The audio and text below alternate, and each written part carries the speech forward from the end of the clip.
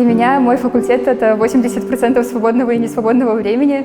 Это огромная семья студентов, которая всегда готова тебе помочь, готова поддержать тебя в нужную секунду, минуту. И это люди, которые за идею готовы работать так, как будто бы им там платят миллионы.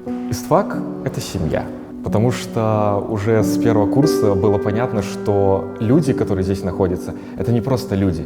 Они станут семьей уже через несколько дней, и ты поймешь, насколько они важны для тебя, и насколько эти стены станут для тебя родными. ИСТФАК также это, можно даже сказать, ступенька в будущее для ребят, которые хотят заниматься именно историей, именно наукой. Но важно еще также отметить, что ИСТФАК — это не только какие-то постоянные участия в конференциях, семинарах научных, но это также и веселая, активная жизнь. Студенческая жизнь проходит весело, потому что мы постоянно собираемся, постоянно что-то делаем. У нас там 4-3 мероприятия в месяц, и ты никогда не устаешь, но при этом всегда получаешь колоссальное количество опыта и энергии от людей, которые работают вместе с тобой. Студенческий союз, БРСМ, Профбюро, Творсоюз, ССКО, и ты понимаешь, что, будучи членом одной из этих организаций, ты будешь творить историю. Большим удивлением для меня, когда я пришел на факультет, стало то, что у нас есть собственный музей, целых 3 музея: нумизматический, археологический, музей этнографии.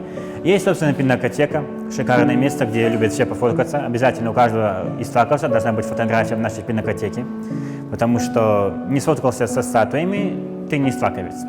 Мой любимый предмет — всеобщая история искусств, потому что там я понял, что искусство — это не просто скучно, нудно и непонятно, это достаточно живо, интересно, и в каждой скульптуре, в каждом здании ты начинаешь видеть что-то другое после того, как ты слушаешь курс этих лекций.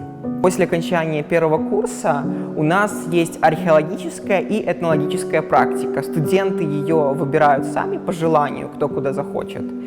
И вот я, например, выбрал, будучи еще на своем первом курсе, этнологическую практику. Это новый опыт коммуникации с людьми. Мы вот постоянно на протяжении месяца находились в Лунинце и проходили вот эту вот практику, общаясь с местным населением и записывая все те какие-то аспекты, которые они вот именно проводили в свое, скажем так, советское время, о том, как они жили в данный промежуток времени. При получении любого образования на историческом факультете, так вот этих 4 специальностях, ты будешь всегда успешным человеком, где знания всегда понадобятся.